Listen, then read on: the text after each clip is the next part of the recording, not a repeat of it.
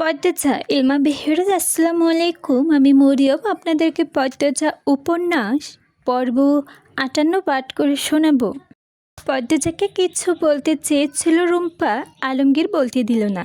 তার আগে টেনে নিয়ে দৌড়াতে থাকলো।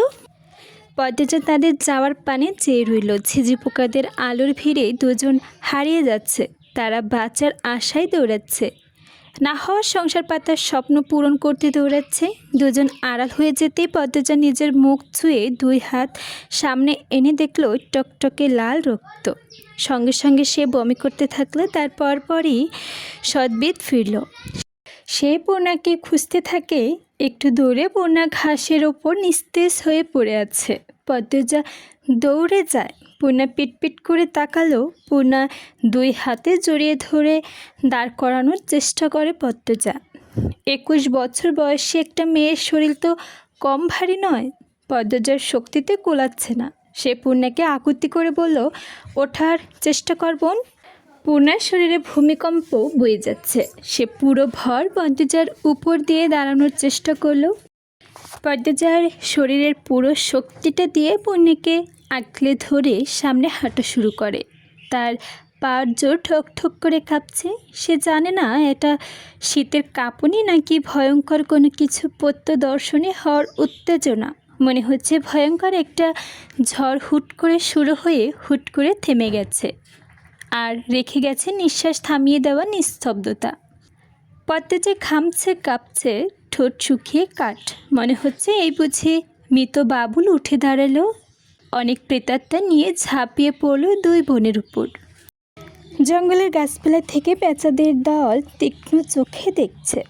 সদ্য খুন হওয়া একটা মৃতদেহ পড়ে আছে ঘাসের উপর। আরেকটু দূরে ছিমছিম গঠনের শাড়ি পরা একটা মেয়ে চুল খোলা রেখে এলোমেলো পায়ে আরেকটা দুর্বল দেহকে ধরে নিয়ে যাচ্ছে বাড়ির ভেতর। দুজন গায়ে তাজা রক্ত।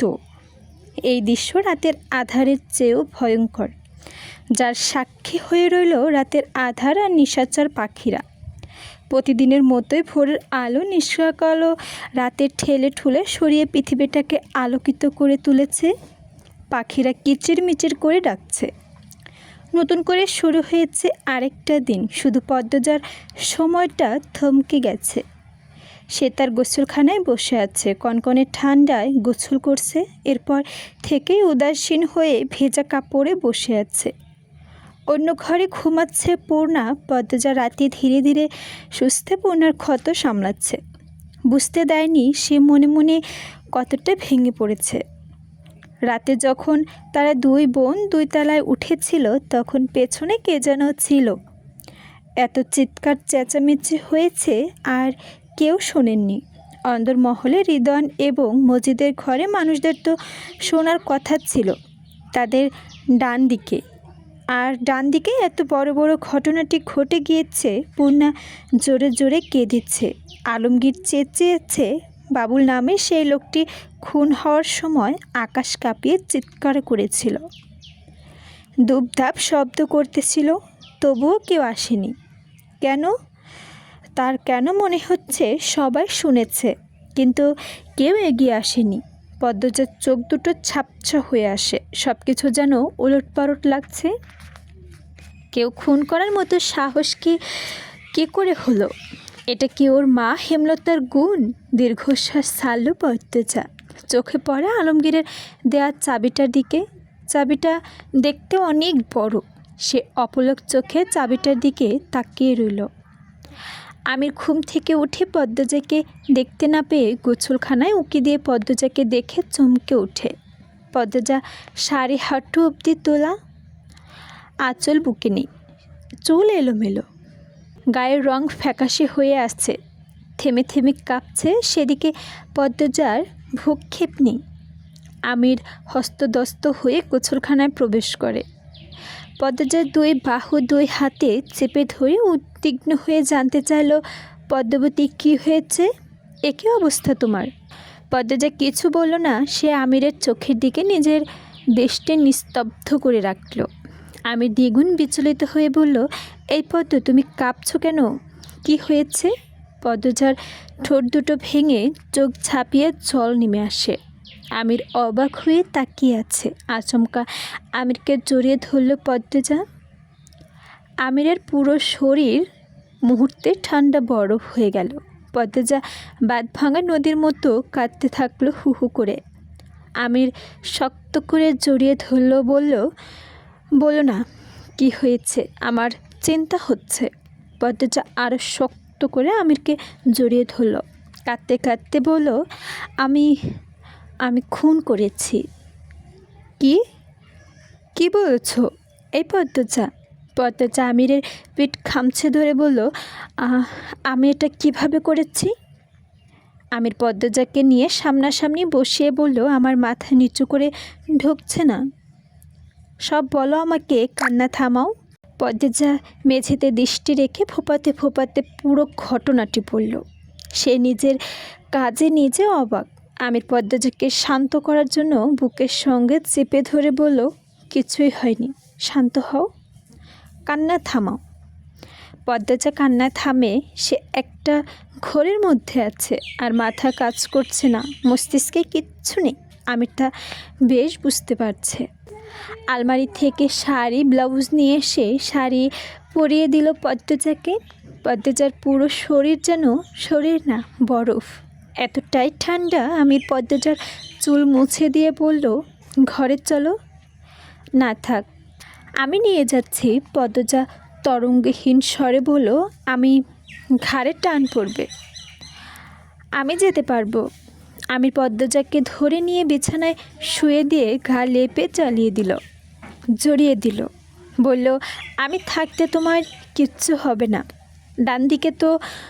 পদ্মজা হ্যাঁ সূচক মাথা নাড়ালো। আমির সোয়েটার পরে বেরিয়ে পড়ে। বেশ কিছুক্ষণের মধ্যে ফিরে এসে বলল, কোথায়? কোথায় তো কিছু পাইনি। পদ্মজা বিস্মিত হয়ে দ্রুত উঠে বসল। তারপর চোখ বড় বড় করে জানতে চাইল, লাশ বা রক্ত কিছুই নেই? আমি নির্বিকার ভঙ্গিতে বলল, না তো, তুমি বোধহয় রাতে দুঃস্বপ্ন দেখেছ। পদ্মজা বোকা বনে যায়, অস্থির হয়ে পড়ে। এটা কি করে সম্ভব? এই কাকডাকা ভরে লাশ থাকবে না কেন? আলমগীরের বলা কথাগুলো মনে পড়তেই পদ্মজা সব বুঝতে পারে। ধীরে ধীরে আবার শুয়ে পড়ল সে। চোখ বুজে তার ঠোঁট দুটো তীর তীর করে কাঁপছে। অন্ধকার নেমে এসেছে। সন্ধ্যা তার ঝাঁপি থেকে অন্ধকার নিয়ে এসে ছপ করে রাত নামিয়ে দিল। বিদ্যুৎও চলে গেল। পদ্মজা হারিকেন জ্বালিয়ে প্রেমার ঘরে এলো। প্রেমা পড়ছিল, পূর্ণা শুয়ে আছে। পদ্মজাকে দেখে প্রেমা এগিয়ে এসে হারিকেন নিল। বলল, আপা সন্ধ্যার নামাজ পড়েনি?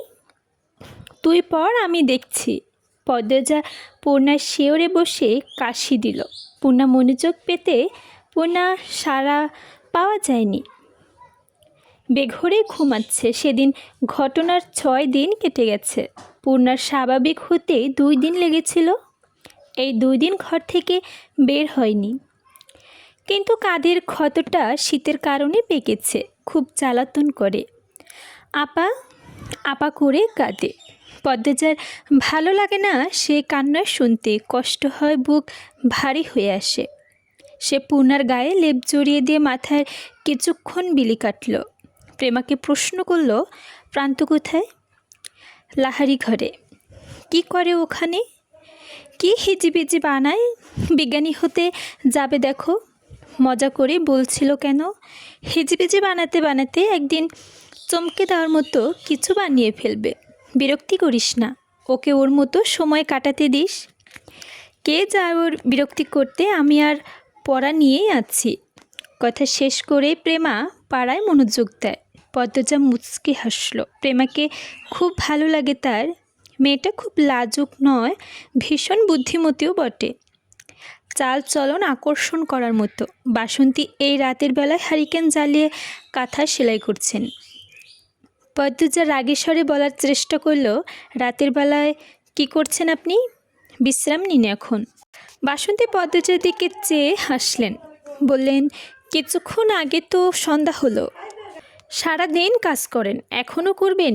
বিকেল এত সব রান্নাও করলেন।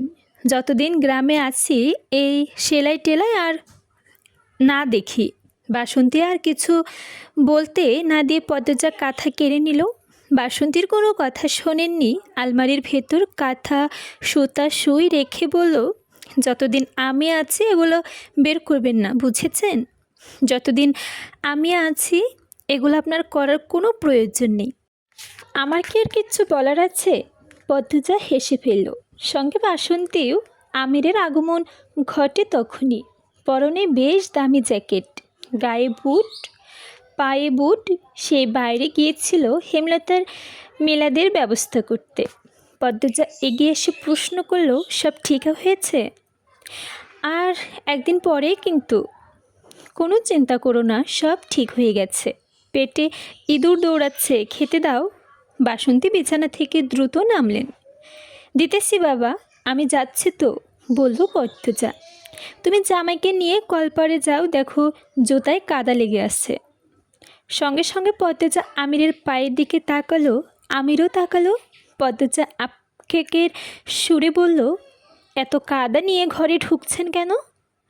আমির তাড়াতাড়ি ঘর থেকে বেরিয়ে দরজার সামনে দাঁড়ালো। অপরাধীর স্বরে বলল, দুঃখিত আমি, আসুন কলপারে। কুয়াশার চারদিকে ঝাপসা হয়ে আছে। কুয়াশার স্তর এতই ঘন যে 5-6 ফুট দূরে কিছুই দেখা যাচ্ছে না। পদ্মজা কল চাপছে। আমির জুতার কাদা পরিষ্কার করছে। কলের পানি কুসুম গরম। শীতের সময় কল থেকে গরম পানি আসার ব্যাপারটা দারুণ। আমির বলল, পূর্ণা কি ঘুমিয়ে গেছে?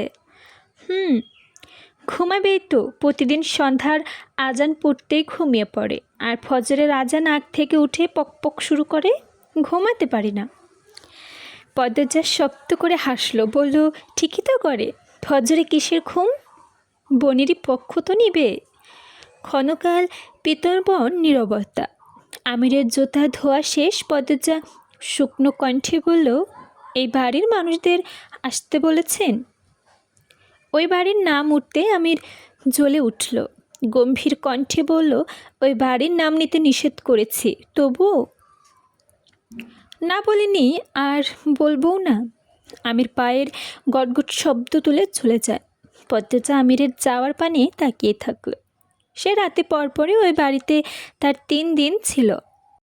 তারপরে আমির চাপ দিতে থাকে হাওলদার বাড়ি ছাড়তে। সে সারাক্ষণ আতঙ্কে থাকে। এভাবে আতঙ্ক নিয়ে বাঁচা যায় না। আমির রাতে ঘুমায় না, ছটফট করে, ভয় পায়। এই বুঝি পদ্মজার কিছু হয়ে গেল। পদ্মজা খেয়াল করেছে আমির রাতে কপালে ওপর হাত রেখে চুপচাপ শুয়ে থাকে। তাছাড়া এভাবে লাশ অদৃশ্য হয়ে গেল। পরপর 3 দিন কেটে যায়, তবুও কেউ কিছু বলেনি। কারো মধ্যে কোনো পরিবর্তন দেখা যায়নি। ব্যাপারটা ভয়ঙ্কর। পূর্ণা ওখান থাকা বিপজ্জনক। পদ্মজা বিপদকে ভয় পায় না, কিন্তু পূর্ণা কিছু হয়ে গেলে সে মানতে পারবে না। আবার পূর্ণা একা ওই বাড়িতে আসবেও না। তাই বাধ্য হয়ে 3 জন একসঙ্গে চলে এসেছে।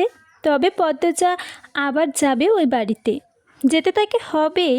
হাওলদার বাড়ির প্রতি কোণায় রহস্য সে নিজে নৈপথ্য আনবে। এটাই এখন তার শপথ। অনেক রাত হয়েছে। রাতের খাবারের সময় পূর্ণাকে ডেকে তোলা হয়। এরপর ঘুম ভেঙে গেলে পূর্ণা আর ঘুমাতে পারে না। ঘন্টার পর ঘন্টা পার হয়ে যায়। প্রেমা এখনও পড়ছে। পূর্ণা বিরক্তি নিয়ে প্রেমার দিকে তাকালো। মনে মনে বলে, এই মেয়ে কি বিশ্ব জয় করে ফেলবে পড়ে? এত তো আপাও পড়েনি। বাতিটা নিভে ঘুমা, অনেক পড়েছিস, কিরমির করে বলল পূর্ণা।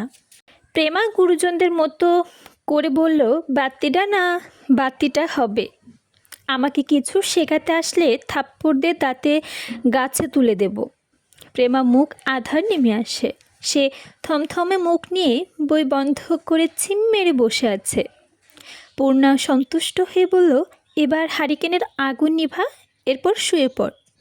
প্রেমা হারিকেনের আগুন নিভাতে প্রস্তুত হতেই পূর্ণা বলল, না থাক, নিভাতে হবে না, ভয় করে, তুই শুয়ে পড়।